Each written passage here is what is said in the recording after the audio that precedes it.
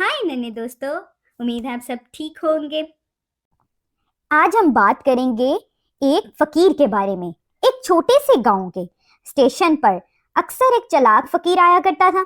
वो पुराने कपड़ों में मलबूस, कंधे पर एक थैला लटकाए मुख्तलिफ किस्म के खिलौने और रंग बिरंगे मोतियों के हार बेचता था। इसका अंदाज बड़ा मीठा और बातें दिलचस्प होती थी। बच्चे इसके इर्द गिर्द जमा हो जाते और वो इन्हें तरह तरह की कहानियां सुनाता। लेकिन इस फकीर के इरादे नेक नहीं थे। एक दिन छुट्टी के मौके पर गांव के चंद बच्चे अली, सारा और हसन स्टेशन पर एक दूसरे से खेल रहे थे कि फकीर वहां आ गया। इसने अपनी मामूल की मीठी बातों से बच्चों को अपनी तरफ मतवज्जा किया और कहा, मेरे पास एक जादुई हार है जो तुम्हें खुशकिस्मत बना देगा। सिर्फ 10 रुपए में, 10 रुपए में ये किसी का भी नसीब बदल सकता है। अली ने शक भरी निगाहों से फकीर की तरफ देखा और कहा, ये मुमकिन है? फकीर मुस्कुराया और कहा, बस पहन लो और खुद देखो। बच्चों ने आपस में मशवरा किया और फैसला किया कि इस जादुई हार की हकीकत मालूम करनी चाहिए। सारा ने फकीर से हार खरीदा और पहन लिया, लेकिन इसे कुछ खास महसूस नहीं हुआ।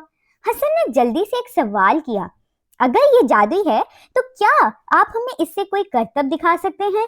फकीर थोड़ा हिचकिचाया, लेकिन इसने बातों से बच्चों को उलझाने की कोशिश की।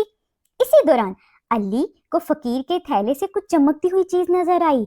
अली ने इशारा किया और कहा, आपके थैले में क्या है? फकीर घबरा गया और थैला मजबूती से पकड़ लिया। बच्चों ने शोर मचाना शुरू कर दिया, जिससे वहां दूसरे लोग भी जमा हो गए।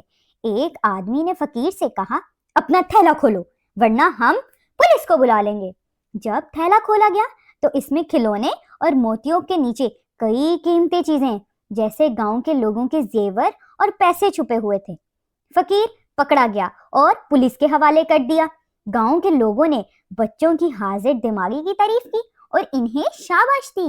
अली, सारा और हसन ने साबित किया कि बहादुरी और समझदारी से किसी भी मुश्किल सूरत हाल को हल किया जा सकता है।